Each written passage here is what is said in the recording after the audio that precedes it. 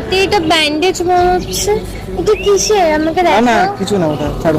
না আমি তো দেখতে পাচ্ছি কিছু একটা ব্যান্ডেজ আছে, একটু দেখি।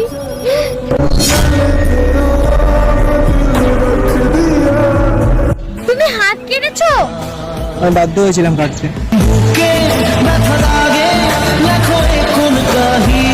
আমি মানে আমার বাড়ি থেকে চাইছে না যে আমি তোমার সাথে মেলামেশা করছি।